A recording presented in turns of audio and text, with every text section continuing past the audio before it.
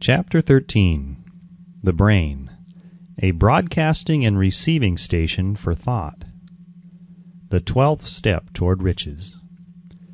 More than 20 years ago, the author, working in conjunction with the late Dr. Alexander Graham Bell and Dr. Elmer R. Gates, observed that every human brain is both a broadcasting and receiving station for the vibration of thought. Through the medium of the ether, in a fashion similar to that employed by the radio broadcasting principle, every human brain is capable of picking up vibrations of thought which are being released by other brains. In connection with the statement in the preceding paragraph, compare and consider the description of the creative imagination as outlined in the chapter on imagination. The creative imagination is the receiving set of the brain, which receives thoughts released by the brains of others. It is the agency of communication between one's conscious or reasoning mind and the four sources from which one may receive thought stimuli. When stimulated or stepped up to a high rate of vibration, the mind becomes more receptive to the vibration of thought which reaches it through the ether from outside sources. This stepping up process takes place through the positive emotions or the negative emotions. Through the emotions, the vibrations of thought may be increased. Vibrations of an exceedingly high rate are the only vibrations picked up and carried by the ether from one brain to another. Thought is energy traveling at an exceedingly high rate of vibration. Thought which has been modified or stepped up by any of the major emotions vibrates at a much higher rate than ordinary thought, and it is this type of thought which passes from one brain to another through the broadcasting machinery of the human brain. The emotion of sex stands at the head of the list of human emotions, as far as intensity and driving force are concerned. The brain, which has been stimulated by the emotion of sex, vibrates at a much more rapid rate than it does when that emotion is quiescent or absent. The result of sex transmutation is the increase of the rate of vibration of thoughts to such a pitch that the creative imagination becomes highly receptive to ideas which it picks up from the ether. On the other hand, when the brain is vibrating at a rapid rate, it not only attracts thoughts and ideas released by other brains through the medium of the ether, but it gives to one's own thoughts that feeling which is essential before those thoughts will be picked up and acted upon by one's subconscious mind. Thus you will see that the broadcasting principle is the factor through which you mix feeling or emotion with your thoughts and pass them on to your subconscious mind. The subconscious mind is the sending station of the brain through which vibrations of thought are broadcast. The creative imagination is the receiving set through which the vibrations of thought are picked up from the ether.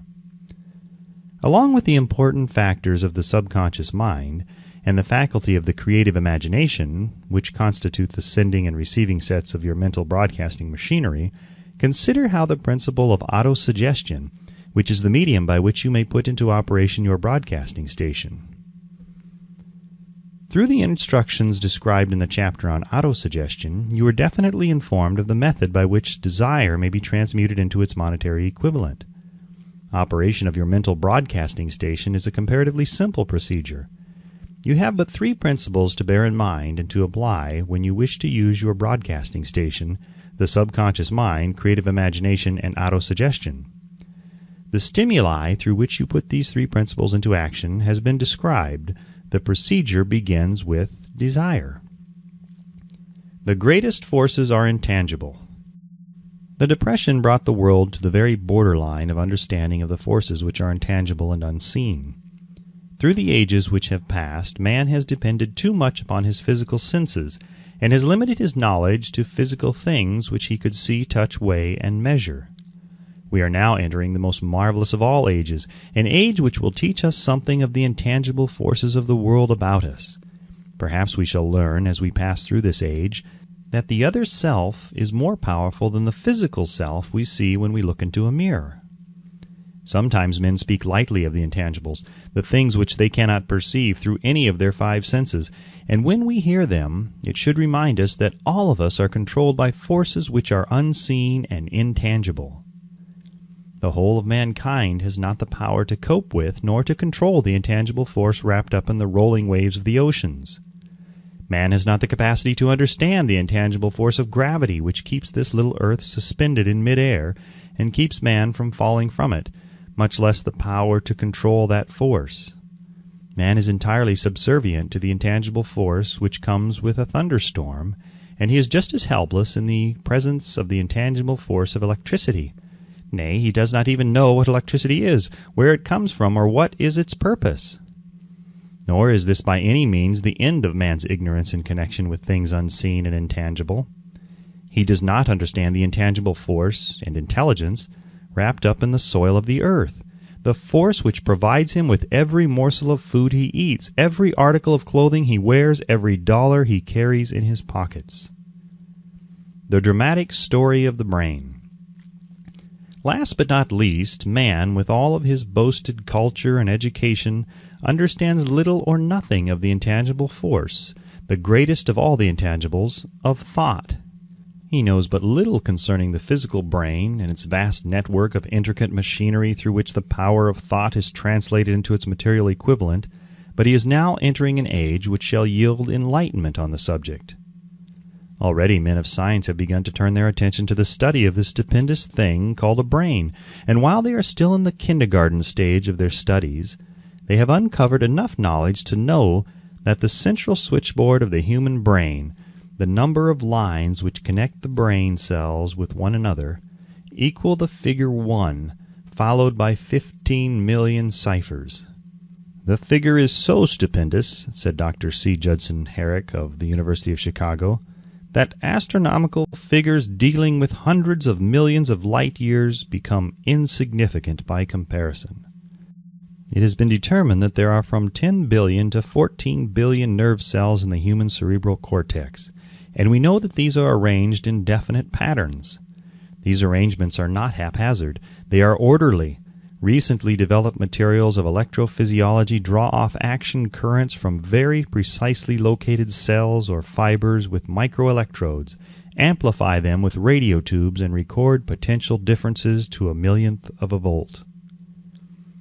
It is inconceivable that such a network of intricate machinery should be in existence for the sole purpose of carrying on the physical functions incidental to growth and maintenance of the physical body. Is it not likely that the same system, which gives billions of brain cells the media for communication one with another, provides also the means of communication with other intangible forces? After this book had been written, just before the manuscript went to the publisher, there appeared in the New York Times an editorial showing that at least one great university and one intelligent investigator in the field of mental phenomena are carrying on an organized research through which conclusions have been reached that parallel many of those described in this and the following chapter. The editorial briefly analyzed the work carried on by Dr. Rhine and his associates at Duke University, vis-a-vis, what is telepathy? Quoting the editorial now, "A month ago we cited on this page some of the remarkable results achieved by Professor Rhine and his associates in Duke University from more than 100,000 tests to determine the existence of telepathy and clairvoyance. These results were summarized in the first 2 articles in Harper's Magazine. In the second, which has now appeared, the author E.H. Wright attempts to summarize what has been learned, or what it seems reasonable to infer regarding the exact nature of these extrasensory modes of perception. The actual existence of telepathy and clairvoyance now seems to some scientists enormously probable as the result of Rhine's experiments. Various participants were asked to name as many cards in a special pack as they could, without looking at them and without other sensory access to them. About a score of men and women were discovered who could regularly name so many of the cards correctly that there was not one chance in many a million of their having done their feats by luck or accident. But how did they do them? These powers, assuming that they exist, do not seem to be sensory. There is no known organ for them. The experiments work just as well at distances of several hundred miles as they did in the same room. These facts also dispose, in Mr. Wright's opinion, of the attempt to explain telepathy or clairvoyance through any physical theory of radiation. All known forms of radiant energy decline inversely as the square of the distance traversed.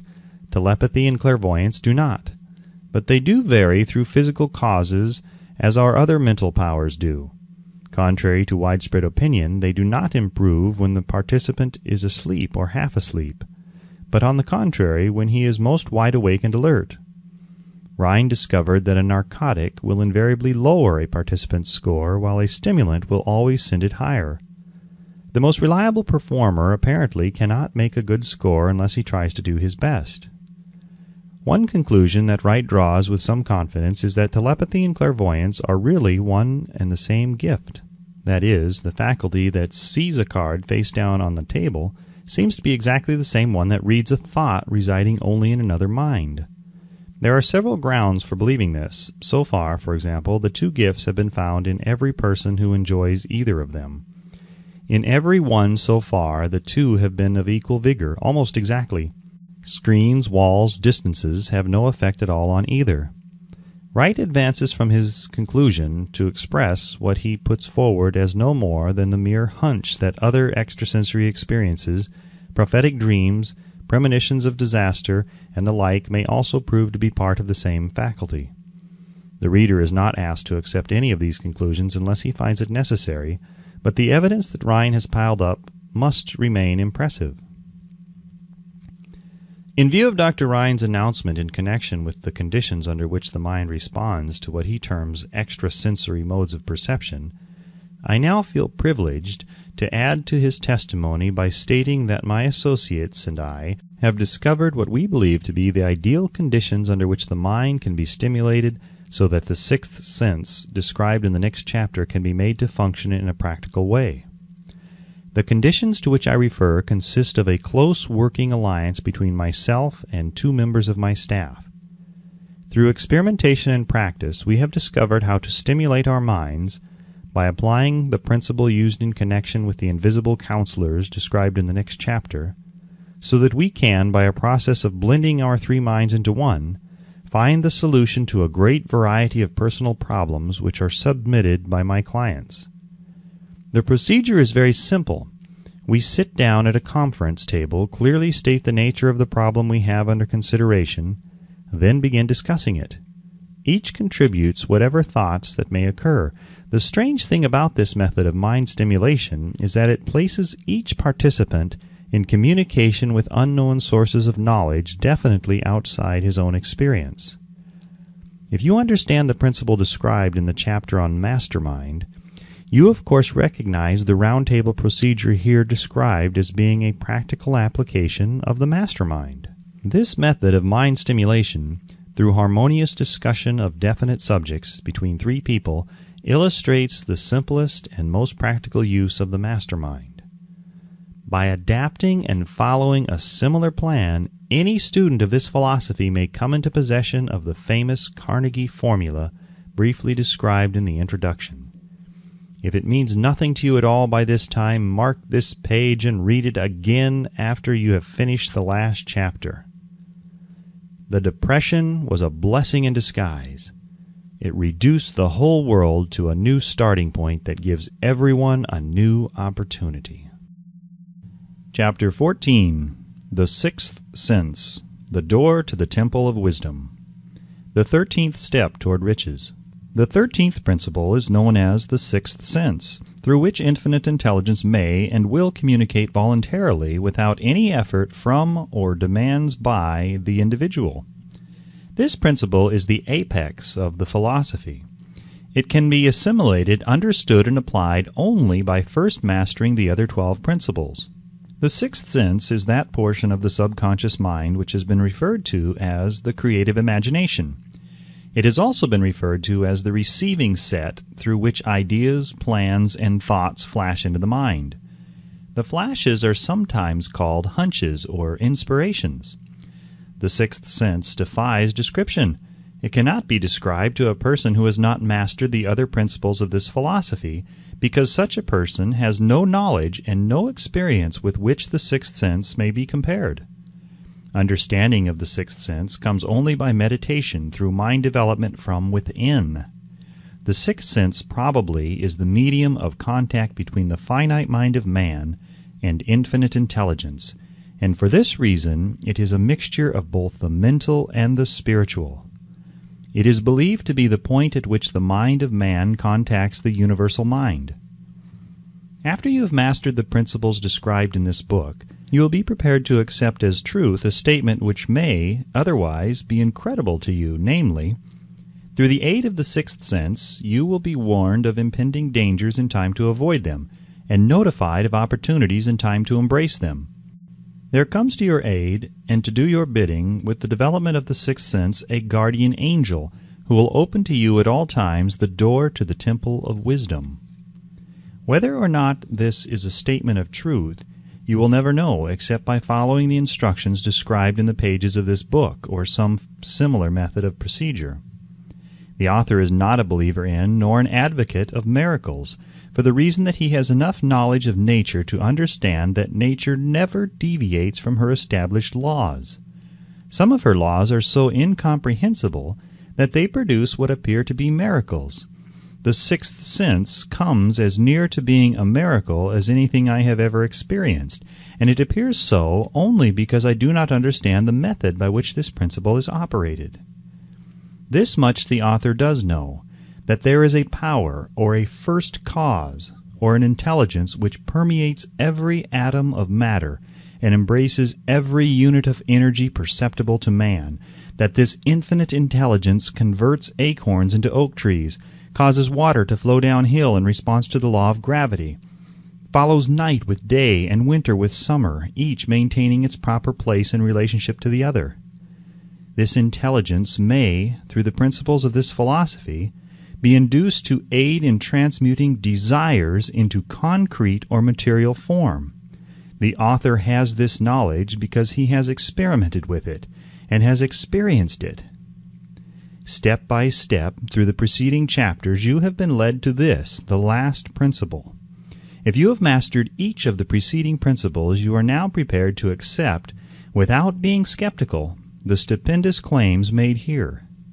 If you have not mastered the other principles, you must do so before you may determine definitely whether or not the claims made in this chapter are fact or fiction. While I was passing through the age of hero worship, I found myself trying to imitate those whom I most admired. Moreover, I discovered that the element of faith with which I endeavored to imitate my idols gave me great capacity to do so quite successfully. I have never entirely divested myself of this habit of hero worship, although I have passed the age commonly given over to such. My experience has taught me that the next best thing to being truly great is to emulate the great by feeling and action as nearly as possible.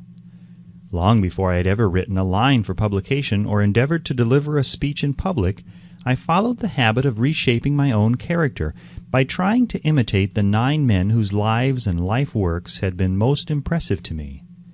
These 9 men were Emerson, Paine, Edison, Darwin, Lincoln, Burbank, Napoleon, Ford, and Carnegie.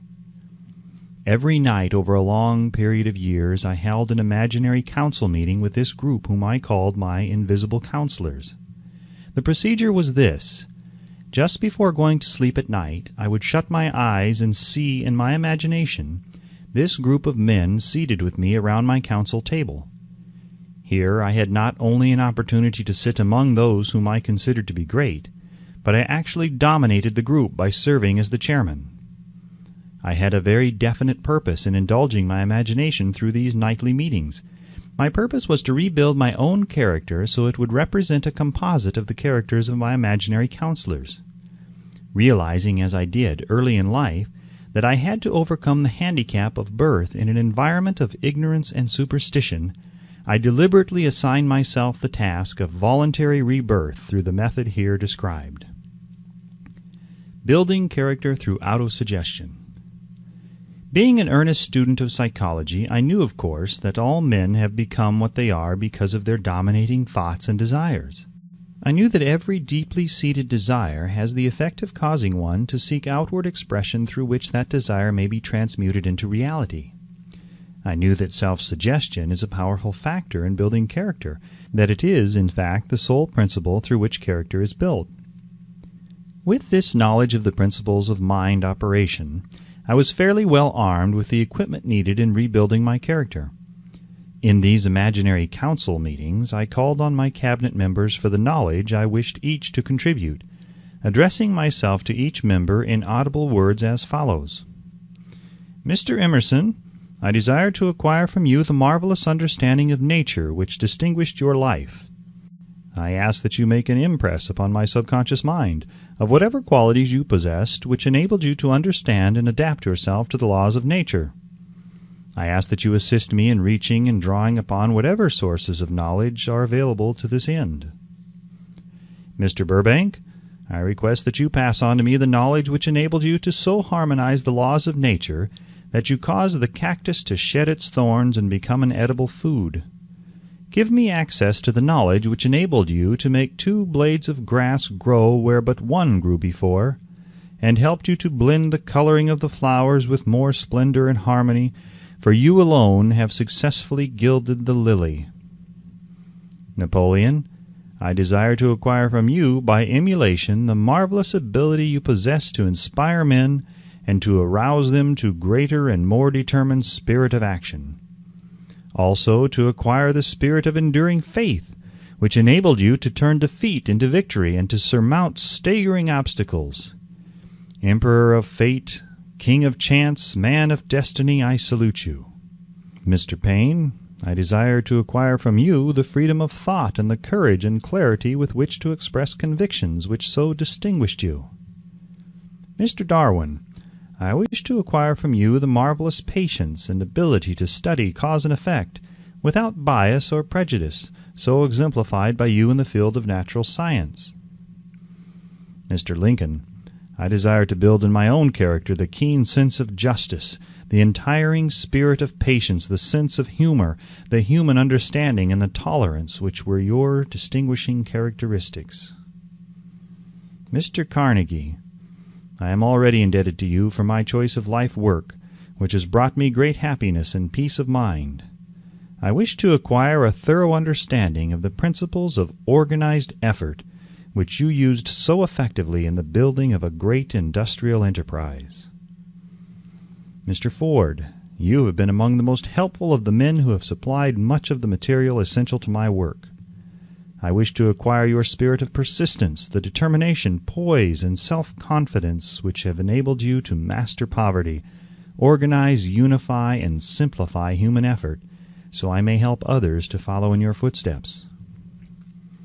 Mr. Edison, I have seated you nearest to me at my right, because of the personal cooperation you have given me during my research into the causes of success and failure. I wish to acquire from you the marvelous spirit of faith, with which you have uncovered so many of nature's secrets, the spirit of unremitting toil with which you have so often wrested victory from defeat. My method of addressing the members of the imaginary cabinet would vary according to the traits of character in which I was, for the moment, most interested in acquiring. I studied the records of their lives with painstaking care. After some months of this nightly procedure, I was astounded by the discovery that these imaginary figures became apparently real.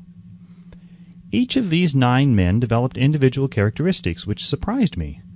For example, Lincoln developed the habit of always being late, then walking around in solemn parade. When he came, he walked very slowly with his hands clasped behind him, and once in a while he would stop as he passed and rest his hand momentarily upon my shoulder. He always wore an expression of seriousness upon his face. Rarely did I see him smile. The cares of a sundered nation made him grave. That was not true of the others. Burbank and Payne often indulged in witty repartee, which seemed at times to shock the other members of the cabinet. One night Payne suggested that I prepare a lecture on the Age of Reason, and deliver it from the pulpit of a church which I formerly attended.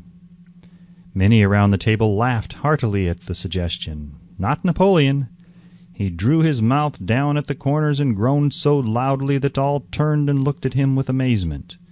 To him the church was but a pawn of the state, not to be reformed, but to be used as a convenient inciter to mass activity by the people. On one occasion Burbank was late. When he came he was excited with enthusiasm and explained that he had been late because of an experiment he was making, through which he hoped to be able to grow apples on any sort of tree. Payne chided him by reminding him that it was an apple which started all the trouble between man and woman.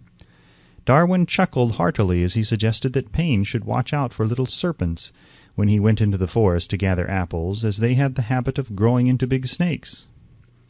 Emerson observed, "No serpents, no apples," and Napoleon remarked, "No apples, no state." Lincoln developed the habit of always being the last one to leave the table after each meeting. On one occasion he leaned across the end of the table, his arms folded, and remained in that position for many minutes. I made no attempt to disturb him. Finally he lifted his head slowly, got up and walked to the door, then turned around, came back, and laid his hand on my shoulder and said, "My boy, you will need much courage if you remain steadfast in carrying out your purpose in life. But remember, when difficulties overtake you, the common people have common sense. Adversity will develop it." One evening Edison arrived ahead of all the others. He walked over and seated himself at my left, where Emerson was accustomed to sit, and said, "You are destined to witness the discovery of the secret of life. When the time comes, you will observe that life consists of great swarms of energy or entities, each as intelligent as human beings think themselves to be. These units of life group together like hives of bees and remain together until they disintegrate through lack of harmony. These units have differences of opinion, the same as human beings, and often fight among themselves. These meetings which you are conducting will be very helpful to you. They will bring to your rescue some of the same units of life which serve the members of your cabinet during their lives. These units are eternal. They never die. Your own thoughts and desires serve as the magnet which attracts units of life from the great ocean of life out there. Only the friendly units are attracted, the ones which harmonize with the nature of your desires. The other members of the cabinet began to enter the room. Edison got up and slowly walked around to his own seat. Edison was still living when this happened. It impressed me so greatly that I went to see him and told him about the experience. He smiled broadly and said, "Your dream was more a reality than you may imagine it to have been." He added no further explanation to his statement. These meetings became so realistic that I became fearful of their consequences and discontinued them for several months. The experiences were so uncanny, I was afraid if I continued them I would lose sight of the fact that the meetings were purely experiences of my imagination. Some 6 months after I had discontinued the practice, I was awakened one night, or thought I was, when I saw Lincoln standing at my bedside. He said, "The world will soon need your services. It is about to undergo a period of chaos which will cause men and women to lose faith and become panic-stricken. Go ahead with your work and complete your philosophy. That is your mission in life. If you neglect it for any cause whatsoever, you will be reduced to a primal state and be compelled to retrace the cycles through which you have passed during thousands of years." I was unable to tell the following morning whether I had dreamed this or had actually been awake, and I have never since found out which it was. But I do know that the dream, if it were a dream, was so vivid in my mind the next day that I resumed my meetings the following night. At our next meeting, the members of my cabinet all filed into the room together and stood at their accustomed places at the council table, while Lincoln raised a glass and said, "Gentlemen, let us drink a toast to a friend who has returned to the fold." After that I began to add new members to my cabinet, until now it consists of more than 50, among them Christ, St. Paul, Galileo, Copernicus, Aristotle, Plato, Socrates, Homer, Voltaire, Bruno, Spinoza, Drummond, Kant, Schopenhauer, Newton, Confucius, Albert Hubbard, Braun Ingersoll, Wilson, and William James. This is the first time that I have had the courage to mention this.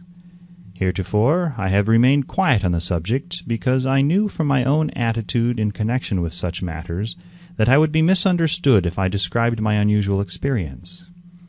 I have been emboldened now to reduce my experience to the printed page because I am now less concerned about what they say than I was in the years that have passed. One of the blessings of maturity is that it sometimes brings one greater courage to be truthful, regardless of what those who do not understand may think or say. Lest I be misunderstood, I wish here to state most emphatically that I still regard my cabinet meetings as being purely imaginary, but I feel entitled to suggest that, while the members of my cabinet may be purely fictional, and the meetings existent only in my own imagination, they have led me into glorious paths of adventure, rekindled an appreciation of true greatness, encouraged creative endeavor, and emboldened the expression of honest thought. Somewhere in the cell structure of the brain is located an organ which receives vibrations of thought ordinarily called hunches. So far, science has not discovered where this organ of the sixth sense is located, but this is not important. The fact remains that human beings do receive accurate knowledge through sources other than the physical senses.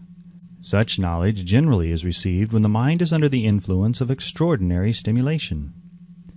Any emergency which arouses the emotions and causes the heart to beat more rapidly than normal may, and generally does, bring the sixth sense into action. Anyone who has experienced a near accident while driving knows that on such occasions the sixth sense often comes to one's rescue and aids by split seconds in avoiding the accident.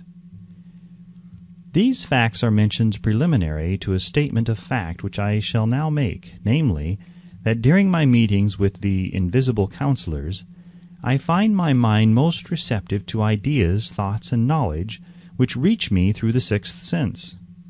I can truthfully say that I owe entirely to my invisible counselors full credit for such ideas, facts, or knowledge as I received through inspiration. On scores of occasions when I have faced emergencies, some of them so grave that my life was in jeopardy, I have been miraculously guided past these difficulties through the influence of my invisible counselors. My original purpose in conducting council meetings with imaginary beings was solely that of impressing my own subconscious mind, through the principle of autosuggestion, with certain characteristics which I desired to acquire. In more recent years, my experimentation has taken on an entirely different trend. I now go to my imaginary counselors with every difficult problem which confronts me and my clients. The results are often astonishing, although I do not depend entirely on this form of counsel. You, of course, have recognized that this chapter covers a subject with which a majority of people are not familiar. The sixth sense is a subject that will be of great interest and benefit to the person whose aim is to accumulate vast wealth, but it need not claim the attention of those whose desires are more modest. Henry Ford undoubtedly understands and makes practical use of the sixth sense. His vast business and financial operations make it necessary for him to understand and use this principle. The late Thomas A. Edison understood and used the sixth sense in connection with the development of inventions, especially those involving basic patents, in connection with which he had no human experience and no accumulated knowledge to guide him, as was the case while he was working on the talking machine and the moving picture machine. Nearly all great leaders, such as Napoleon, Bismarck, Joan of Arc, Christ, Buddha, Confucius, and Muhammad, understood and probably made use of the sixth sense almost continuously. The major portion of their greatness consisted of their knowledge of this principle. The sixth sense is not something that one can take off and put on at will. Ability to use this great power comes slowly through application of the other principles outlined in this book. Seldom does any individual come into workable knowledge of the sixth sense before the age of 40. More often, the knowledge is not available until one is well past 50, and this for the reason that the spiritual forces with which the sixth sense is so closely related do not mature and become usable except through years of meditation, self-examination, and serious thought. No matter who you are or what may have been your purpose in reading this book, you can profit by it without understanding the principle described in this chapter. This is especially true if your major purpose is that of accumulation of money or other material things.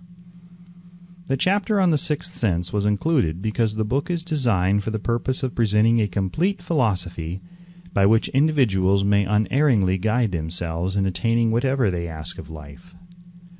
The starting point of all achievement is desire. The finishing point is that brand of knowledge which leads to understanding of self, understanding of others, understanding of the laws of nature, recognition and understanding of happiness. This sort of understanding comes in its fullness only through familiarity with and use of the principle of the sixth sense. Hence that principle had to be included as part of this philosophy, for the benefit of those who demand more than money. Having read the chapter, you must have observed that while reading it, you were lifted to a high level of mental stimulation. Splendid! Come back to this again a month from now, read it once more, and observe that your mind will soar to a still higher level of stimulation.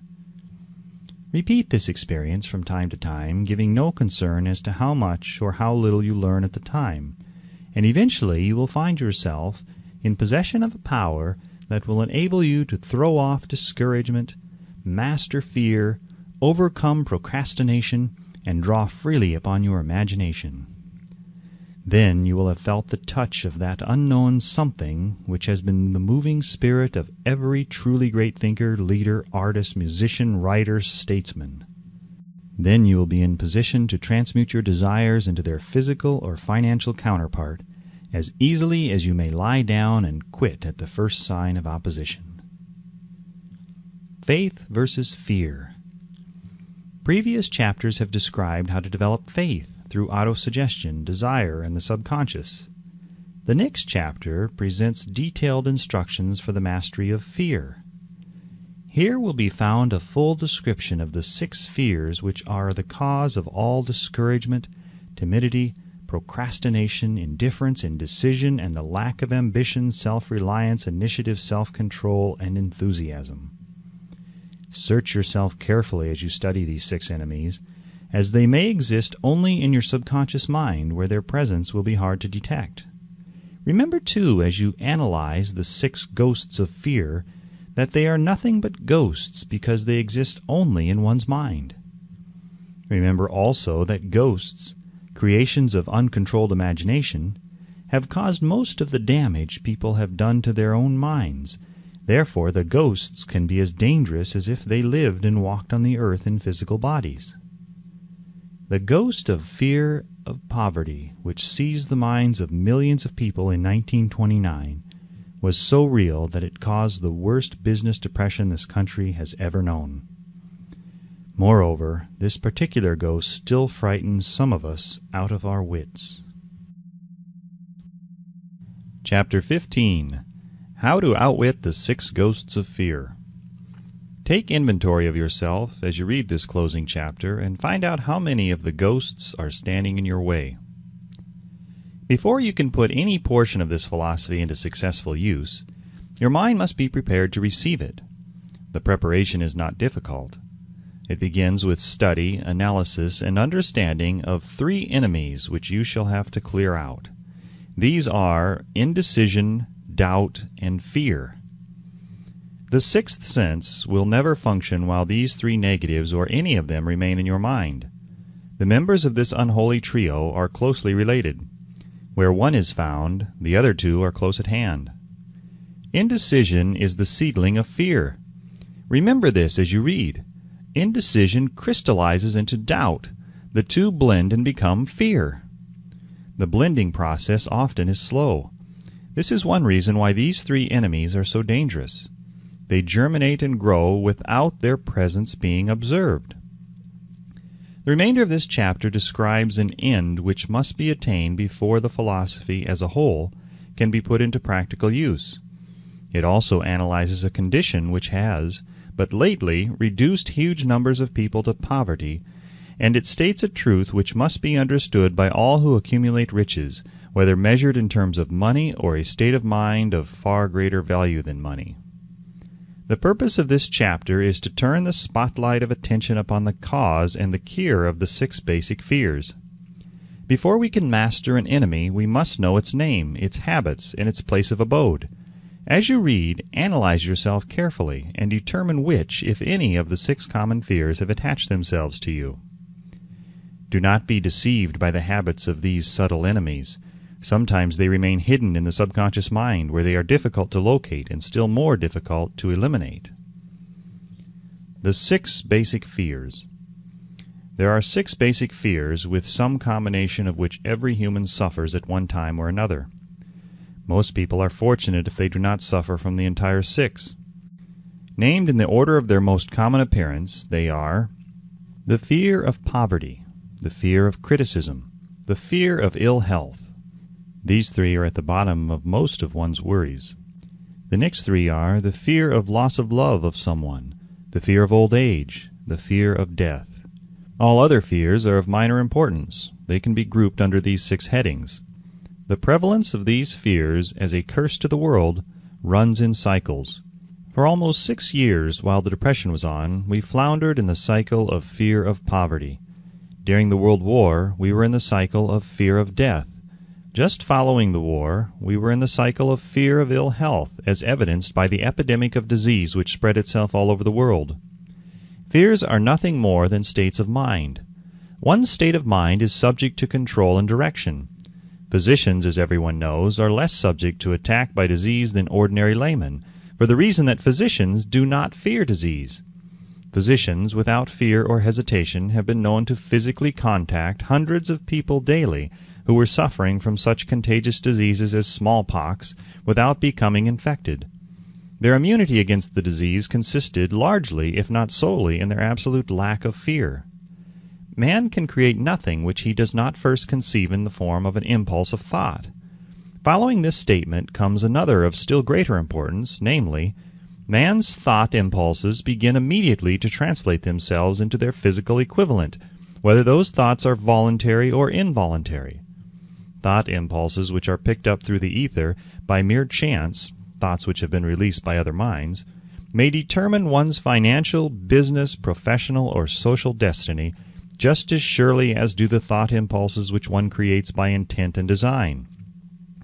We are here laying the foundation for the presentation of a fact of great importance to the person who does not understand why some people appear to be lucky, while others of equal or greater ability, training, experience, and brain capacity seem destined to ride with misfortune. This fact may be explained by the statement that every human being has the ability to completely control his own mind, and with this control, obviously, every person may open his mind to the tramp thought impulses which are being released by other brains, or close the doors tightly and admit only thought impulses by his own choice. Nature has endowed man with absolute control over but one thing, and that is thought. This fact, coupled with the additional fact that everything which man creates begins in the form of thought, leads one very near to the principle by which fear may be mastered. If it is true that all thought has a tendency to clothe itself in its physical equivalent, and this is true beyond any reasonable room for doubt, it is equally true that thought impulses of fear and poverty can be translated into terms of courage and financial gain. The people of America began to think of poverty following the Wall Street crash of 1929. Slowly but surely that mass thought was crystallized into its physical equivalent, which was known as a depression. This had to happen. It is in conformity with the laws of nature. The fear of poverty. There can be no compromise between poverty and riches. The two roads that lead to poverty and riches travel in opposite directions. If you want riches, you must refuse to accept any circumstance that leads towards poverty. The word riches here is used in its broadest sense, meaning financial, spiritual, mental, and material estates. The starting point of the path that leads to riches is desire. In Chapter 1, you received full instructions for the proper use of desire. In this chapter, on fear, you have complete instructions for preparing your mind to make practical use of desire. Here, then, is the place to give yourself a challenge which will definitely determine how much of this philosophy you have absorbed. Here is the point at which you can turn prophet and foretell accurately what the future holds in store for you. If, after reading this chapter, you are willing to accept poverty, you may as well make up your mind to receive poverty. This is one decision you cannot avoid. If you demand riches, determine what form and how much will be required to satisfy you. You know the road that leads to riches. You have been given a road map which, if followed, will keep you on that road. If you neglect to make the start or stop before you arrive, no one will be to blame but you. This responsibility is yours. No alibi will save you from accepting the responsibility if you now fail or refuse to demand riches of life, because the acceptance calls for but one thing, incidentally, the only thing you can control, and that is a state of mind. A state of mind is something that one assumes. It cannot be purchased. It must be created. Fear of poverty is a state of mind, nothing else. But it is sufficient to destroy one's chances of achievement in any undertaking, a truth which became painfully evident during the Depression. This fear paralyzes the faculty of reason, destroys the faculty of imagination, kills off self-reliance, undermines enthusiasm, discourages initiative, leads to uncertainty of purpose, encourages procrastination, wipes out enthusiasm, and makes self-control an impossibility. It takes the charm from one's personality, destroys the possibility of accurate thinking, diverts concentration of effort. It masters persistence, turns the willpower into nothingness, destroys ambition, beclouds the memory, and invites failure in every conceivable form. It kills love and assassinates the finer emotions of the heart, discourages friendship and invites disaster in 100 forms, leads to sleeplessness, misery, and unhappiness.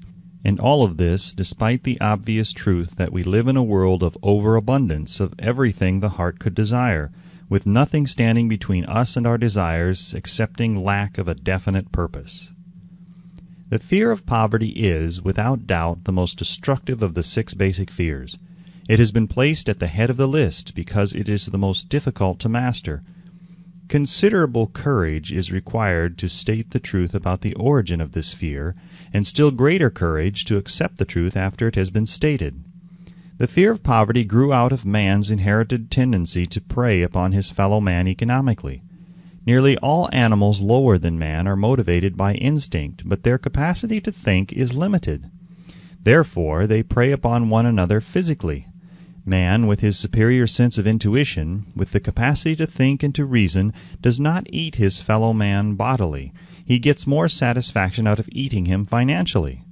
Man is so avaricious that every conceivable law has been passed to safeguard him from his fellow man. Of all the ages of the world of which we know anything, the age in which we live seems to be one that is outstanding because of man's money madness. A man is considered less than the dust of the earth unless he can display a fat bank account.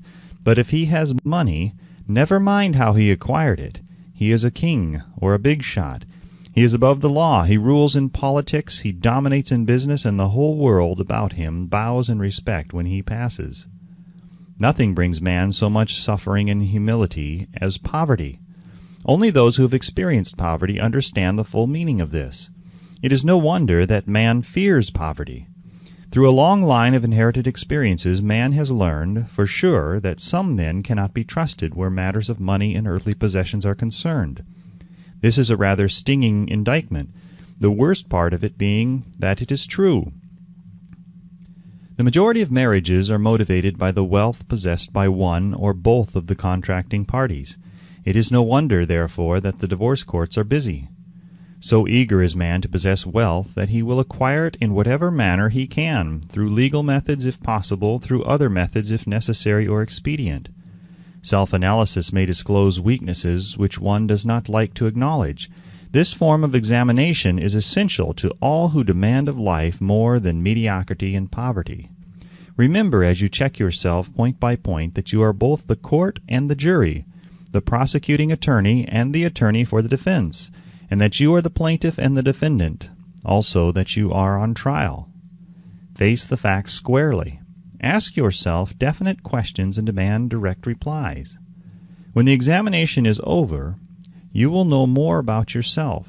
If you do not feel that you can be an impartial judge in this self-examination, call upon someone who knows you well to serve as judge while you cross-examine yourself. You are after the truth. Get it, no matter at what cost, even though it may temporarily embarrass you. The majority of people, if asked what they fear most, would reply, "I fear nothing." The reply would be inaccurate, because few people realize that they are bound, handicapped, whipped spiritually and physically through some form of fear. So subtle and deeply seated is the emotion of fear that one may go through life burdened with it, never recognizing its presence. Only a courageous analysis will disclose the presence of this universal enemy. When you begin such an analysis, search deeply into your character. Here is a list of the symptoms for which you should look. Symptoms of the fear of poverty. Indifference, commonly expressed through lack of ambition, willingness to tolerate poverty. Acceptance of whatever compensation life may offer without protest.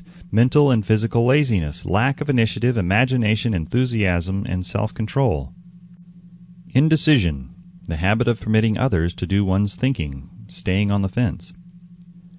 Doubt, generally expressed through alibis and excuses designed to cover up, explain away, or apologize for one's failures, sometimes expressed in the form of envy of those who are successful or by criticizing them.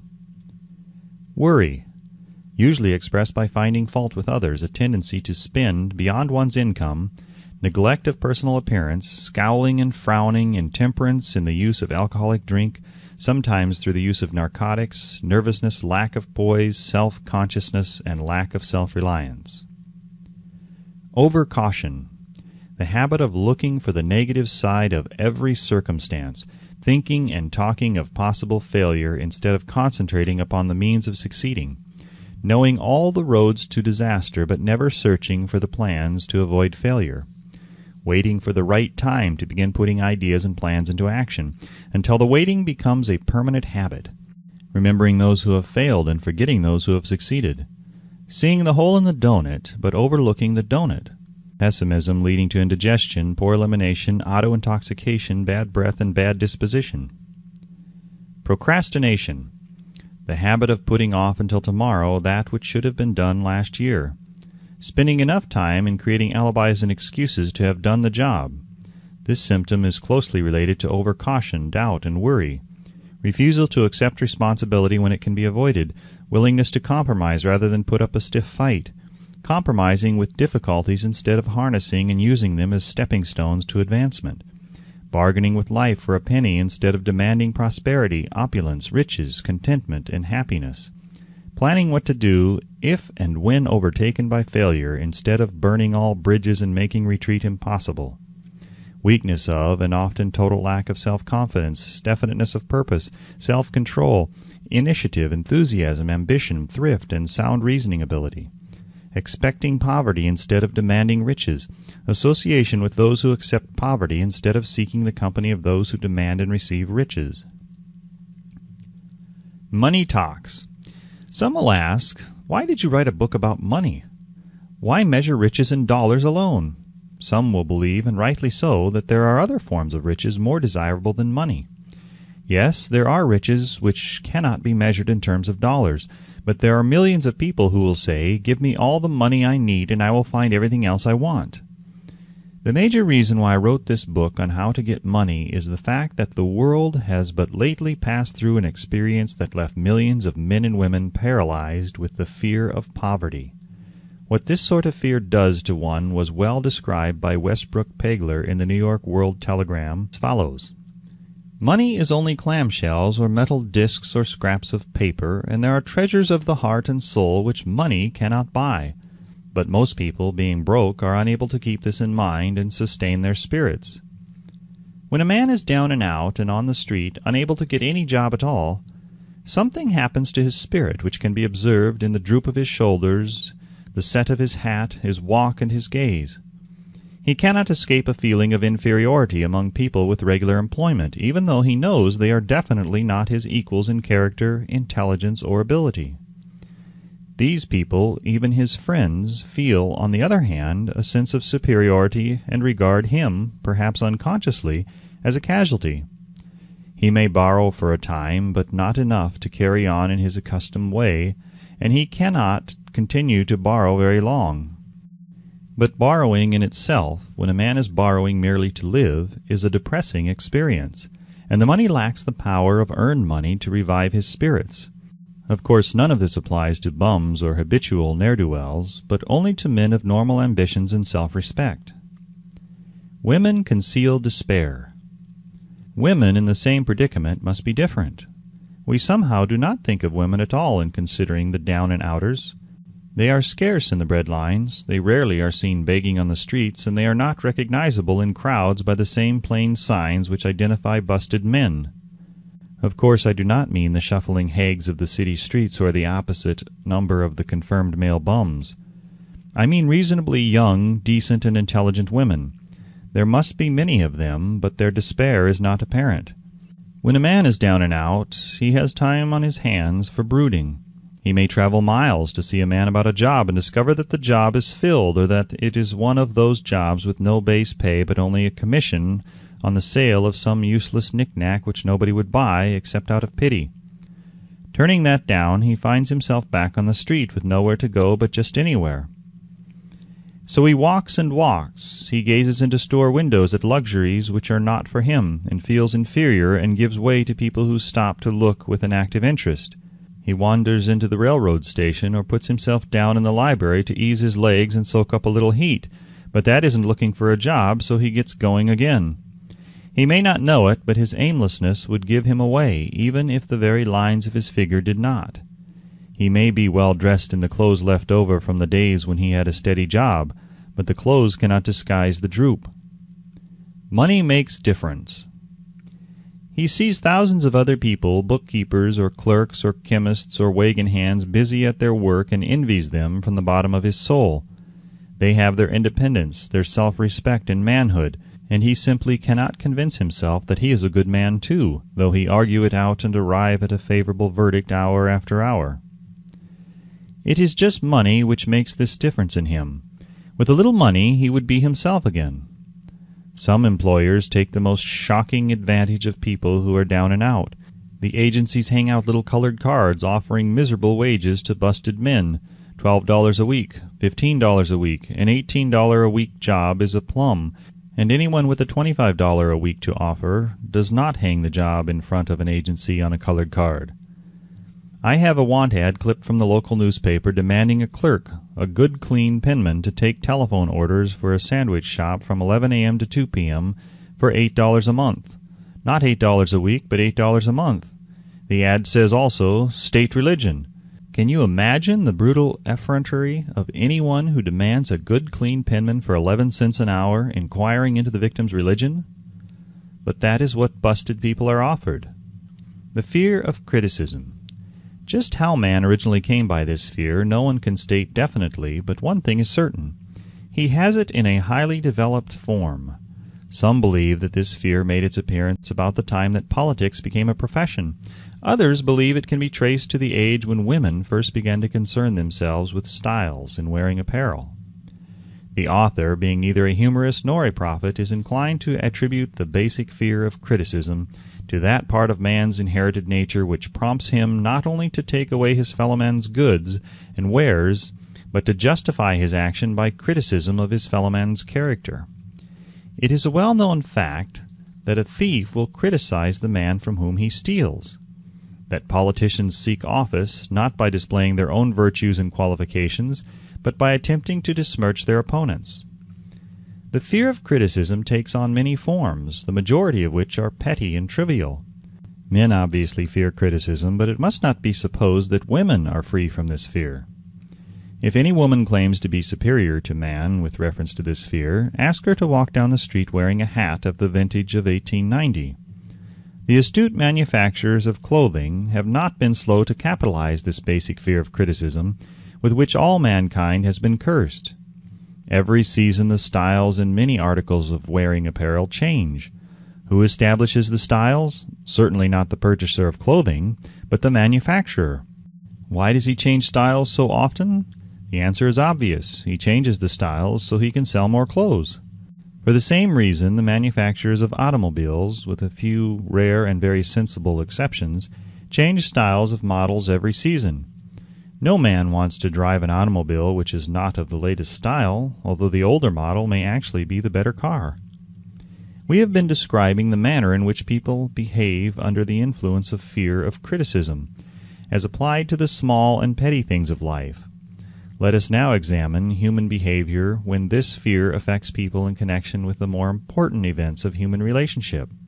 Take, for example, practically any person who has reached the age of mental maturity, from 35 to 40 years of age as a general average, And if you could read the secret thoughts of his mind, you would find a very decided disbelief in most of the fables taught by the majority of the dogmatists and theologians of a few decades back. Not often, however, you will find a person who has the courage to openly state his belief on this subject. Most people will, if pressed far enough, tell a lie rather than admit that they do not believe the stories associated with that form of religion which held people in bondage prior to the age of scientific discovery and education. Why does the average person, even in this day of enlightenment, shy away from denying his belief in the fables which were the basis of most of the religions a few decades ago? The answer is because of the fear of criticism. Men and women have been burned at the stake for daring to express disbelief in ghosts. It is no wonder we have inherited a consciousness which makes us fear criticism. The time was, and not so far in the past, when criticism carried severe punishments. It still does in some countries. The fear of criticism robs man of his initiative, destroys his power of imagination, limits his individuality, takes away his self-reliance, and does him damage in 100 other ways. Parents often do their children irreparable injury by criticizing them. The mother of one of my boyhood chums used to punish him with a switch almost daily, always completing the job with the statement, "You'll land in the penitentiary before you are 20. He was sent to a reformatory at the age of 17. Criticism is one form of service of which everyone has too much. Everyone has a stock of it which is handed out gratis, whether called for or not. One's nearest relatives often are the worst offenders. It should be recognized as a crime. In reality, it is a crime of the worst nature. For any parent to build inferiority complexes in the mind of a child through unnecessary criticism. Employers who understand human nature get the best there is in men, not by criticism, but by constructive suggestion. Parents may accomplish the same results with their children. Criticism will plant fear in the human heart or resentment, but it will not build love or affection. Symptoms of the fear of criticism. This fear is almost as universal as the fear of poverty, and its effects are just as fatal to personal achievement, mainly because this fear destroys initiative and discourages the use of imagination. The major symptoms of the fear are anxiousness, generally expressed through nervousness, timidity in conversation and in meeting strangers, awkward moments of the hands and limbs, shifting of the eyes. Lack of poise, expressed through lack of voice control, nervousness in the presence of others, poor posture of body, poor memory. Personality, lacking in firmness of decision, personal charm, and the ability to express opinions definitely. The habit of sidestepping issues instead of meeting them squarely, agreeing with others without careful examination of their opinions. Inferiority complex, the habit of expressing self-approval by word of mouth and by actions as a means of covering up a feeling of inferiority. Using big words to impress others, often without knowing the real meaning of the words. Imitating others in dress, speech, and manners. Boasting of imaginary achievements. This sometimes gives a surface appearance of a feeling of superiority.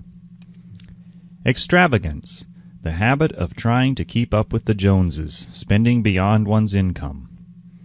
Lack of initiative, failure to embrace opportunities for self-advancement, fear to express opinions, lack of confidence in one's own ideas, giving evasive answers to questions asked by superiors, hesitancy of manner and speech, deceit in both words and deeds.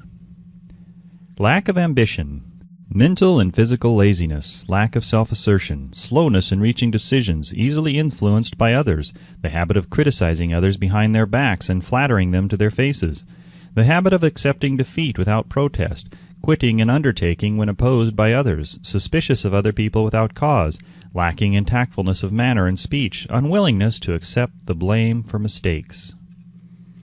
The fear of ill health. This fear may be traced to both physical and social heredity. It is closely associated as to its origin with the causes of fear of old age and the fear of death, because it leads one closely to the border of terrible worlds of which man knows not, but concerning which he has been taught some discomforting stories. The opinion is somewhat general, also, that certain unethical people engaged in the business of selling health have had not a little to do with keeping alive the fear of ill health. In the main, man fears ill health because of the terrible pictures which have been planted in his mind of what may happen if death should overtake him. He also fears it because of the economic toll which it may claim. A reputable physician estimated that 75% of all people who visit physicians for professional service are suffering with hypochondria, imaginary illness. It has been shown most convincingly that the fear of disease, even where there is not the slightest cause for fear, often produces the physical symptoms of the disease feared. Powerful and mighty is the human mind. It builds or it destroys. During the flu epidemic which broke out during the World War, the mayor of New York City took drastic steps to check the damage which people were doing themselves through their inherent fear of ill health. He called in the newspaper men and said to them, "Gentlemen, I feel it is necessary to ask you not to publish any scare headlines concerning the flu epidemic. Unless you cooperate with me, we will have a situation which we cannot control." The newspapers quit publishing stories about the flu, and within 1 month the epidemic had been successfully checked. Through a series of experiments conducted some years ago, it was proved that people may be made ill by suggestion. We conducted this experiment by causing 3 acquaintances to visit the victims, each of whom asked the question, "What ails you? You look terribly ill." The first questioner usually provoked a grin and a nonchalant, "Oh, nothing, I'm all right," from the victim. The second questioner usually was answered with the statement, "I don't know exactly, but I do feel badly." The third questioner was usually met with the frank admission that the victim was actually feeling ill. Try this on an acquaintance if you doubt that it will make him uncomfortable, but do not carry the experiment too far. There is a certain religious sect whose members take vengeance upon their enemies by the hexing method. They call it placing a spell on the victim. There is overwhelming evidence that disease sometimes begins in the form of negative thought impulse. Such an impulse may be passed from one mind to the other by suggestion, or created by an individual in his own mind. A man who was blessed with more wisdom than this incident might indicate once said, "When anyone asks me how I feel, I always want to answer by knocking him down." Doctors send patients into new climates for their health, because a change of mental attitude is necessary. The seed of fear of ill health lives in every human mind. Worry, fear, discouragement, disappointment in love and business affairs cause this seed to germinate and grow. The recent business depression kept the doctors on the run because every form of negative thinking may cause ill health. Disappointments in business and in love stand at the head of the list of causes of fear of ill health. Symptoms of the fear of ill health. The symptoms of this almost universal fear are autosuggestion, the habit of negative use of self-suggestion by looking for and expecting to find the symptoms of all kinds of disease. Enjoying imaginary illness and speaking of it as being real. The habit of trying all fads and isms recommended by others as having therapeutic value. Talking to others of operations, accidents, and other forms of illness. Experimenting with diets, physical exercises, reducing systems without professional guidance. Trying home remedies, patent medicines, and quack remedies.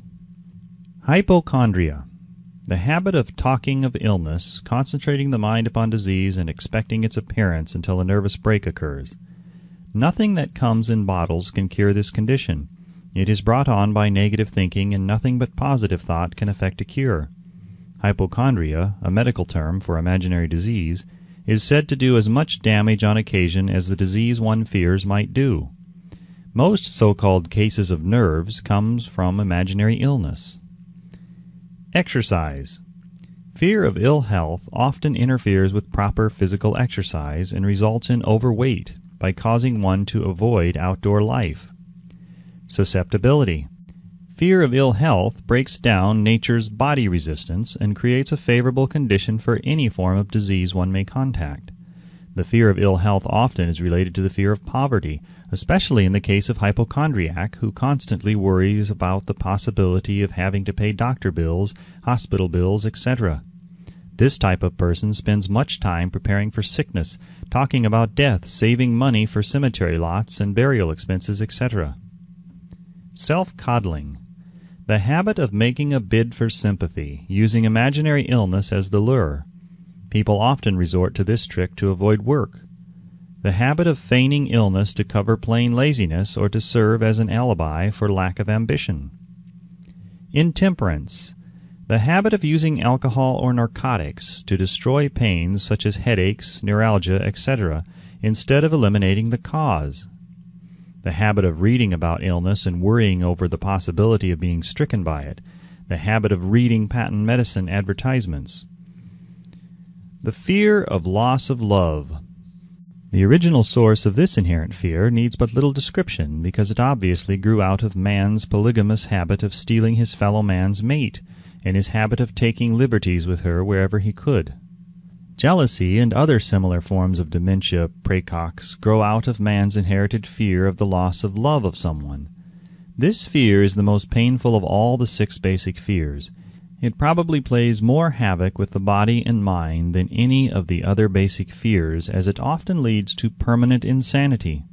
The fear of the loss of love probably dates back to the Stone Age, when men stole women by brutal force. They continue to steal females, but their technique has changed. Instead of force, they now use persuasion, the promise of pretty clothes, motor cars, and other bait much more effective than physical force.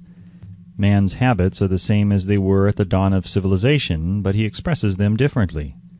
Careful analysis has shown that women are more susceptible to this fear than men. This fact is easily explained. Women have learned from experience that men are polygamous by nature, that they are not to be trusted in the hands of rivals. Symptoms of the fear of loss of love. The distinguishing symptoms of this fear are jealousy, the habit of being suspicious of friends and loved ones without any reasonable evidence of sufficient grounds. Jealousy is a form of dementia praecox, which sometimes becomes violent without the slightest cause. The habit of accusing wife or husband of infidelity without grounds, general suspicion of everyone, absolute faith in no one. Fault-finding, the habit of finding fault with friends, relatives, business associates, and loved ones upon the slightest provocation or without any cause whatsoever. Gambling, the habit of gambling, stealing, cheating, and otherwise taking hazardous chances to provide money for loved ones, with the belief that love can be bought. The habit of spending beyond one's means or incurring debts to provide gifts for loved ones with the object of making a favorable showing. Insomnia, nervousness, lack of persistence, weakness of will, lack of self-control, lack of self-reliance, bad temper. The fear of old age. In the main, this fear grows out of 2 sources. First, the thought that old age may bring with it poverty. Secondly, and by far the most common source of origin, from false and cruel teachings of the past which have been too well mixed with fire and brimstone and other bogies cunningly designed to enslave men through fear. In the basic fear of old age, man has 2 very sound reasons for his apprehension, one growing out of his distrust of his fellow man, who may seize whatever worldly goods he may possess, and the other arising from the terrible pictures of the world beyond, which were planted in his mind through social heredity before he came into full possession of his mind. The possibility of ill health, which is more common as people grow older, is also a contributing cause of this common fear of old age. Eroticism also enters into the cause of the fear of old age, as no man cherishes the thought of diminishing sex attraction. The most common cause of fear of old age is associated with the possibility of poverty. Poorhouse is not a pretty word. It throws a chill into the mind of every person who faces the possibility of having to spend his declining years on a poor farm. Another contributing cause of the fear of old age is the possibility of loss of freedom and independence, as old age may bring with it the loss of both physical and economic freedom. Symptoms of the fear of old age. The most common symptoms of this fear are the tendency to slow down and develop an inferiority complex at the age of mental maturity, around the age of 40, falsely believing one's self to be slipping because of age. The truth is that man's most useful years, mentally and spiritually, are those between 40 and 60. The habit of speaking apologetically of oneself as being old merely because one has reached the age of 40 or 50, instead of reversing the rule and expressing gratitude for having reached the age of wisdom and understanding. The habit of killing off initiative, imagination, and self-reliance by falsely believing one's self too old to exercise these qualities. The habit of the man or woman of 40 dressing with the aim of trying to appear in much younger and affecting mannerisms of youth, thereby inspiring ridicule by both friends and strangers. The fear of death. To some this is the cruelest of all the basic fears. The reason is obvious. The terrible pangs of fear associated with the thought of death, in the majority of cases, may be charged directly to religious fanaticism. So-called heathen are less afraid of death than the more civilized. For hundreds of millions of years man has been asking the still unanswered questions: whence and whither? Where did I come from, and where am I going? During the darker ages of the past, the more cunning and crafty were not slow to offer the answer to these questions for a price. Witness now the major source of origin of the fear of death. Come into my tent, embrace my faith, accept my dogmas, and I will give you a ticket that will admit you straightway into heaven when you die, cries a leader of sectarianism. Remain out of my tent, says the same leader, and may the devil take you and burn you throughout eternity. Eternity is a long time. Fire is a terrible thing. The thought of eternal punishment with fire not only causes man to fear death, it often causes him to lose his reason. It destroys interest in life and makes happiness impossible. During my research, I reviewed a book entitled A Catalogue of the Gods, in which were listed the 30,000 gods which man has worshipped. Think of it! 30,000 of them, represented by everything from a crawfish to a man. It is little wonder that men have become frightened at the approach of death. While the religious leader may not be able to provide safe conduct into heaven, nor by lack of such provision allow the unfortunate to descend into hell, the possibility of the latter seems so terrible that the very thought of it lays hold of the imagination in such a realistic way that it paralyzes reason and sets up the fear of death. In truth, no man knows, and no man has ever known what heaven or hell is like, nor does any man know if either place actually exists. This lack of positive knowledge opens the door of the human mind to the charlatan, so he may enter and control that mind with his stock of legerdemain and various brands of pious fraud and trickery. The fear of death is not as common now as it was during the age when there were no great colleges and universities. Men of science have turned the spotlight of truth upon the world, and this truth is rapidly freeing men and women from this terrible fear of death. The young men and young women who attend the colleges and universities are not easily impressed by fire and brimstone. Through the aid of biology, astronomy, geology, and other related sciences, the fear of the dark ages which gripped the minds of men and destroyed their reason has been dispelled. Insane asylums are filled with men and women who have gone mad because of the fear of death.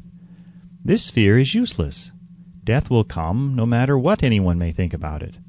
Accept it as a necessity and pass the thought out of your mind.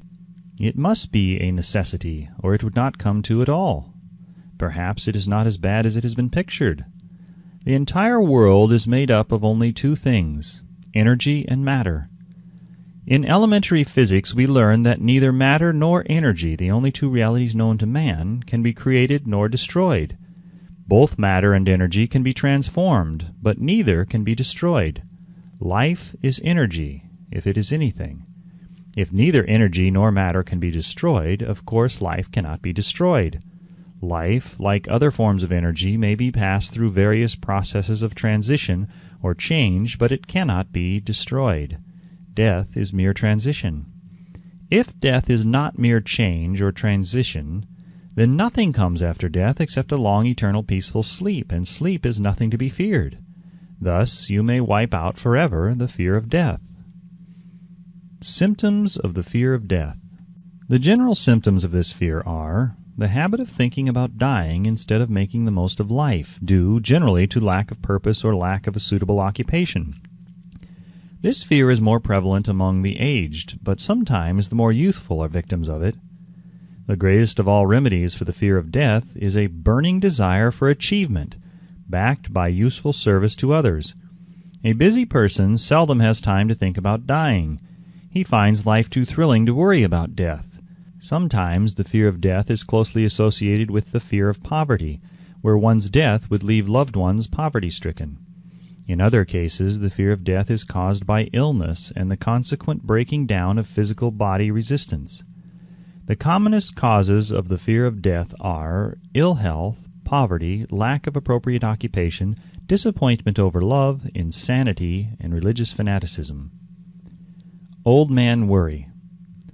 Worry is a state of mind based upon fear. It works slowly but persistently. It is insidious and subtle. Step by step, it digs itself in until it paralyzes one's reasoning faculty, destroys self-confidence and initiative. Worry is a form of sustained fear caused by indecision, and therefore it is a state of mind which can be controlled. An unsettled mind is helpless. Indecision makes an unsettled mind. Most individuals lack the willpower to reach decisions promptly and to stand by them after they have been made, even during normal business conditions. During periods of economic unrest, such as the world recently experienced, the individual is handicapped, not alone by his inherent nature to be slow at reaching decisions, but he is influenced by the indecision of others around him who have created a state of mass indecision. During the Depression, the whole atmosphere all over the world was filled with pharynxa and worryitis, the two mental disease germs which began to spread themselves after the Wall Street frenzy in 1929. There is only one known antidote for these germs. It is the habit of prompt and firm decision. Moreover, it is an antidote which every individual must apply for himself. We do not worry over conditions once we have reached a decision to follow a definite line of action. I once interviewed a man who was to be electrocuted 2 hours later. The condemned man was the calmest of some 8 men who were in the death cell with him. His calmness prompted me to ask him how it felt to know that he was going into eternity in a short while. With a smile of confidence on his face, he said, "It feels fine. Just think, brother, my troubles will soon be over. I have had nothing but trouble all my life. It has been a hardship to get food and clothing. Soon I will not need these things. I have felt fine ever since I learned for certain that I must die. I made up my mind then to accept my fate in good spirit."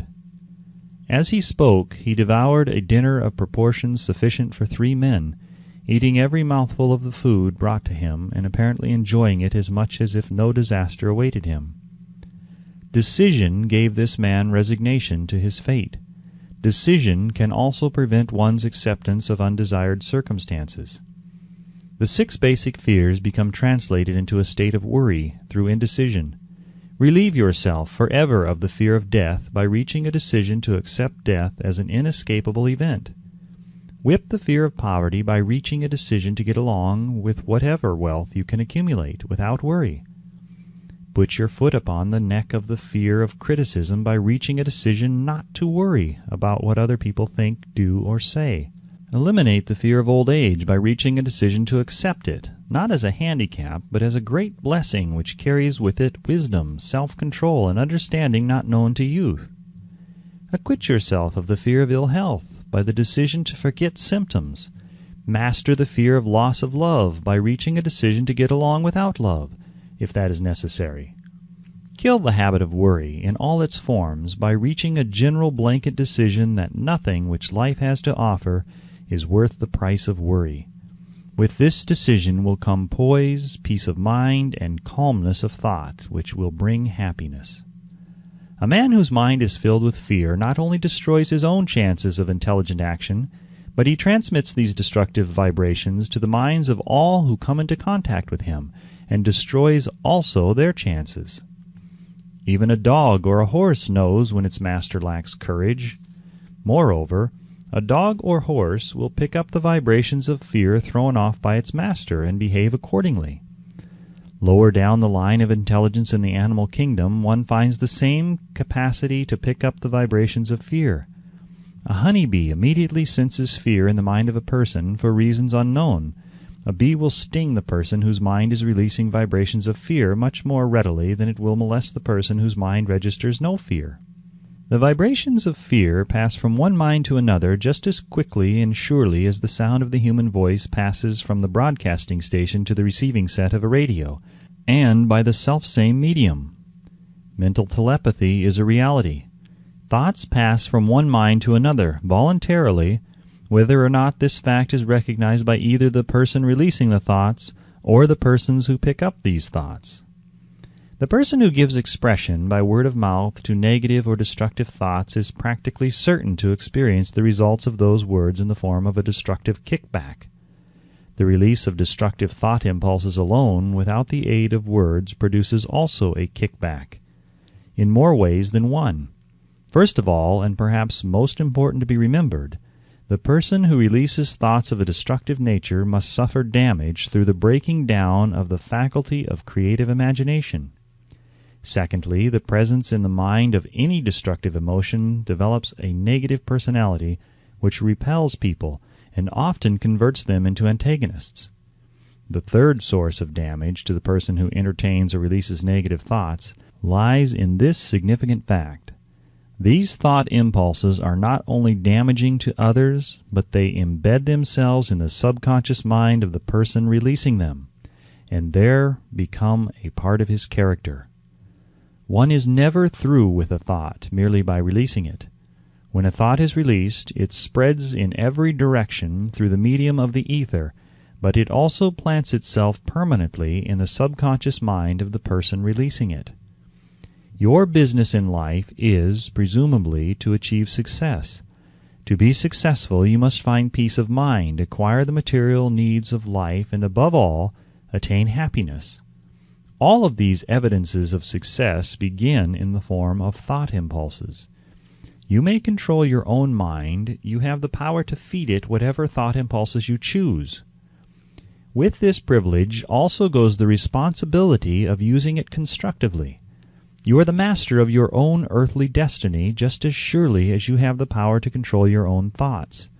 You may influence, direct, and eventually control your own environment, making your life what you want it to be. Or you may neglect to exercise the privilege which is yours, to make your life to order, thus casting yourself upon the broad sea of circumstance, where you will be tossed hither and yon like a chip on the waves of the ocean. The Devil's Workshop, the seventh basic evil. In addition to the 6 basic fears, there is another evil by which people suffer. It constitutes a rich soil in which the seeds of failure grow abundantly. It is so subtle that its presence often is not detected. This affliction cannot properly be classed as a fear. It is more deeply seated and more often fatal than all of the 6 fears. For want of a better name, let us call this evil susceptibility to negative influences. Men who accumulate great riches always protect themselves against this evil. The poverty-stricken never do. Those who succeed in any calling must prepare their minds to resist the evil.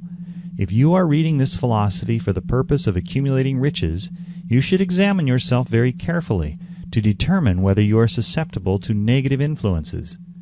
If you neglect this self-analysis, you will forfeit your right to attain the object of your desires. Make the analysis searching. After you read the questions prepared for this self-analysis, hold yourself to a strict accounting in your answers. Go at the task as carefully as you would search for any other enemy you knew to be awaiting you in ambush, and deal with your own faults as you would with a more tangible enemy. You can easily protect yourself against highway robbers because the law provides organized cooperation for your benefit. But the 7th basic evil is more difficult to master because it strikes when you are not aware of its presence, when you are asleep and while you are awake. Moreover, its weapon is intangible because it consists of merely a state of mind. This evil is also dangerous because it strikes in as many different forms as there are human experiences. Sometimes it enters the mind through the well-meant words of one's own relatives. At other times it bores from within through one's own mental attitude. Always it is as deadly as poison, even though it may not kill as quickly. How to protect yourself against negative influences. To protect yourself against negative influences, whether of your own making or the result of the activities of negative people around you, recognize that you have a willpower and put it to constant use until it builds a wall of immunity against negative influences in your own mind.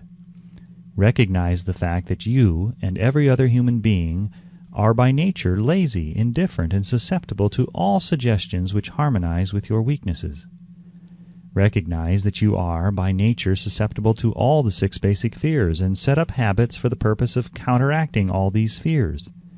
Recognize that negative influences often work on you through your subconscious mind. Therefore, they are difficult to detect, and keep your mind closed against all people who depress or discourage you in any way.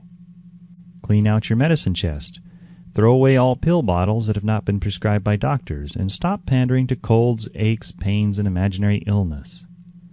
Deliberately seek the company of people who influence you to think and act for yourself. Do not expect troubles, as they have a tendency not to disappoint. Without doubt, the most common weakness of all human beings is the habit of leaving their minds open to the negative influence of other people. This weakness is all the more damaging because most people do not recognize that they are cursed by it, and many who acknowledge it neglect or refuse to correct the evil until it becomes an uncontrollable part of their daily habits. To aid those who wish to see themselves as they really are, the following list of questions has been prepared. Read the questions and state your answers aloud, so you can hear your own voice. This will make it easier for you to be truthful with yourself. Self-analysis test questions. Do you complain often of feeling bad, and if so, what is the cause? Do you find fault with other people at the slightest provocation? Do you frequently make mistakes in your work, and if so, why? Are you sarcastic and offensive in your conversation? Do you deliberately avoid the association of anyone, and if so, why? Do you suffer frequently with indigestion? If so, what is the cause? Does life seem futile and the future hopeless to you? If so, why? Do you like your occupation? If not, why? Do you often feel self-pity, and if so, why? Are you envious of those who excel you?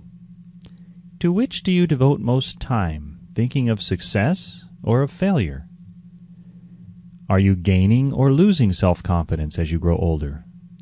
Do you learn something of value from all mistakes? Are you permitting some relative or acquaintance to worry you? If so, why?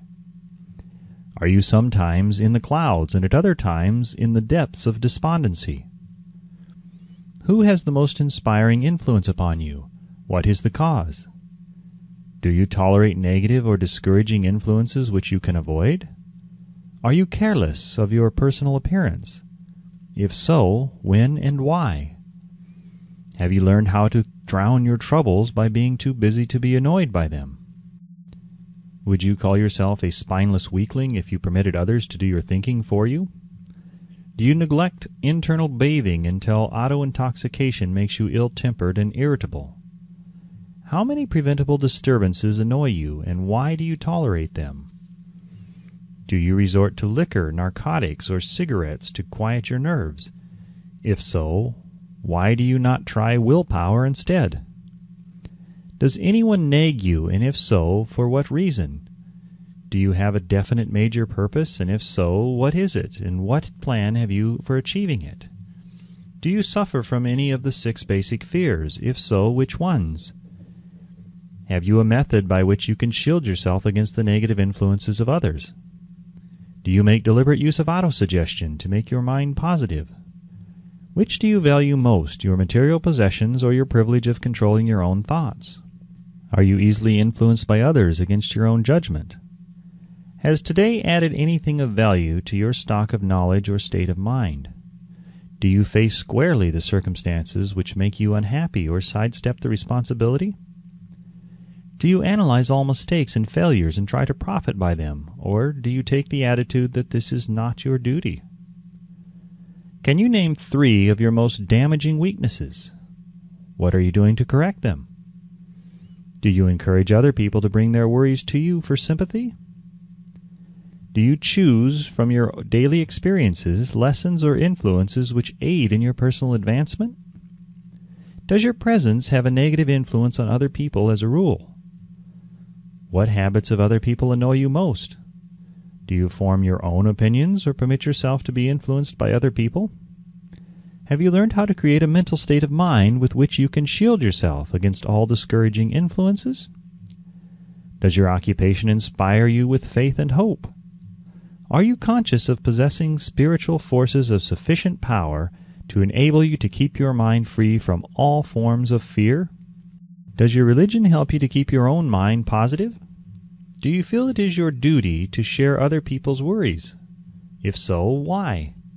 If you believe that birds of a feather flock together, what have you learned about yourself by studying the friends whom you attract?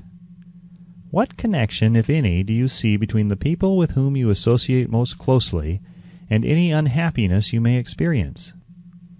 Could it be possible that some person whom you consider to be a friend is, in reality, your worst enemy because of his negative influence on your mind?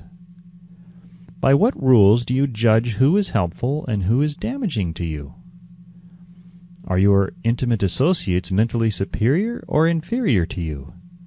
How much time out of every 24 hours do you devote to A. your occupation, B. sleep, C. play and relaxation, D. acquiring useful knowledge, E. plain waste? Who among your acquaintances A. encourages you the most, B. cautions you most, C. discourages you most, D. helps you most in other ways? What is your greatest worry? Why do you tolerate it? When others offer you free, unsolicited advice, do you accept it without question or analyze their motive? What, above all else, do you most desire? Do you intend to acquire it? Are you willing to subordinate all other desires for this one? How much time daily do you devote to acquiring it? Do you change your mind often? If so, why? Do you usually finish everything you begin? Are you easily impressed by other people's business or professional titles, college degrees, or wealth? Are you easily influenced by what other people think or say of you? Do you cater to people because of their social or financial status? Whom do you believe to be the greatest person living? In what respect is this person superior to yourself? How much time have you devoted to studying and answering these questions? At least one day is necessary for the analysis and the answering of the entire list.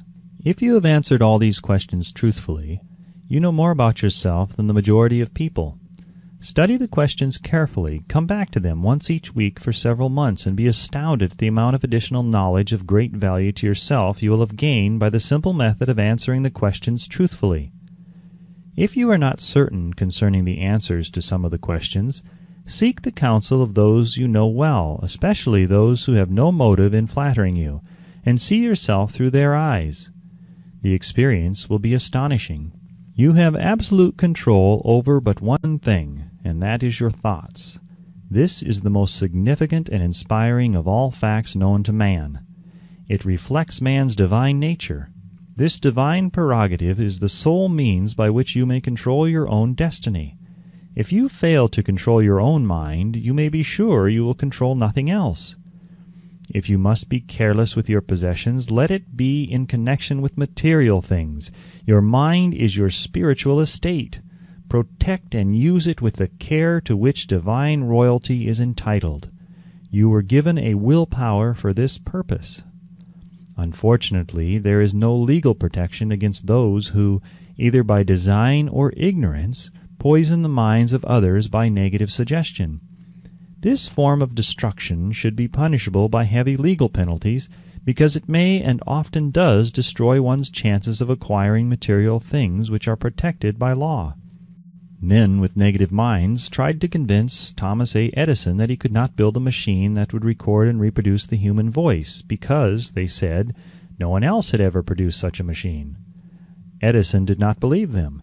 He knew that the mind could produce anything the mind could conceive and believe, and that knowledge was the thing that lifted the great Edison above the common herd.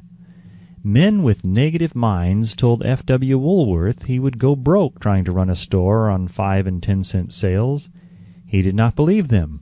He knew that he could do anything within reason if he backed his plans with faith. Exercising his right to keep other men's negative suggestions out of his mind, he piled up a fortune of more than $100 million. Men with negative minds told George Washington he could not hope to win against the vastly superior forces of the British, but he exercised his divine right to believe. Therefore, this book was published under the protection of the Stars and Stripes, while the name of Lord Cornwallis has been all but forgotten. Doubting Thomases scoffed scornfully when Henry Ford tried out his first crudely built automobile on the streets of Detroit. Some said the thing never would become practical. Others said no one would pay money for such a contraption. Ford said, "I'll belt the earth with dependable motor cars," and he did. His decision to trust his own judgment has already piled up a fortune far greater than the next 5 generations of his descendants can squander. For the benefit of those seeking vast riches, let it be remembered that practically the sole difference between Henry Ford and the majority of more than 100,000 men who work for him is this: Ford has a mind and controls it. The others have minds which they do not try to control. Henry Ford has been repeatedly mentioned because he is an astounding example of what a man with a mind of his own and a will to control it can accomplish. His record knocks the foundation from under that time-worn alibi, "I never had a chance." Ford never had a chance either, but he created an opportunity and backed it with persistence until it made him richer than Croesus. Mind control is a result of self-discipline and habit. You either control your mind or it controls you. There is no hallway compromise. The most practical of all methods for controlling the mind is the habit of keeping it busy with a definite purpose, backed by a definite plan. Study the record of any man who achieves noteworthy success, and you will observe that he has control over his own mind, moreover that he exercises that control and directs it toward the attainment of definite objectives. Without this control, success is not possible. 57 Famous Alibis by Old Man If. People who do not succeed have one distinguishing trait in common. They know all the reasons for failure, and have what they believe to be airtight alibis to explain away their own lack of achievement. Some of these alibis are clever, and a few of them are justifiable by the facts. But alibis cannot be used for money. The world wants to know only one thing: have you achieved success? A character analyst compiled a list of the most commonly used alibis. As you read the list, examine yourself carefully and determine how many of these alibis, if any, are your own property. Remember, too, the philosophy presented in this book makes every one of these alibis obsolete. If I didn't have a wife and family, if I had enough pull, if I had money, if I had a good education, if I could get a job, if I had good health, if only I had time, if times were better, if other people understood me, if conditions around me were only different, if I could live my life over again, if I did not fear what they would say, if I had been given a chance, if I now had a chance, if other people didn't have it in for me, if nothing happens to stop me, if I were only younger, if I could only do what I want, if I had been born rich, if I could meet the right people, if I had the talent that some people have, if I dared assert myself, if I only had embraced past opportunities, if people didn't get on my nerves, if I didn't have to keep house and look after the children, if I could save money, if the boss only appreciated me, if I only had somebody to help me, if my family understood me, if I lived in a big city, if I could just get started, if I were only free, if I had the personality of some people, if I were not so fat, if my talents were known, if I could just get a break, if I could only get out of debt, if I hadn't failed, if I only knew how, if everybody didn't oppose me, if I didn't have so many worries, if I could marry the right person, if people weren't so dumb, if my family were not so extravagant, if I were sure of myself, if luck were not against me, if I had not been born under the wrong star, if it were not true that what is to be will be, if I did not have to work so hard, if I hadn't lost my money, if I lived in a different neighborhood, if I didn't have a past, if I only had a business of my own, if other people would only listen to me, if, and this is the greatest of all of them, I had the courage to see myself as I really am, I would find out what is wrong with me and correct it. Then I might have a chance to profit by my mistakes and learn something from the experience of others, for I know that there is something wrong with me, or I would now be where I would have been if I had spent more time analyzing my weaknesses and less time building alibis to cover them. Building alibis with which to explain away failure is a national pastime. The habit is as old as the human race and is fatal to success. Why do people cling to their pet alibis? The answer is obvious. They defend their alibis because they create them. A man's alibi is the child of his own imagination. It is human nature to defend one's own brainchild. Building alibis is a deeply rooted habit. Habits are difficult to break, especially when they provide justification for something we do. Plato had this truth in mind when he said, "The first and best victory is to conquer self.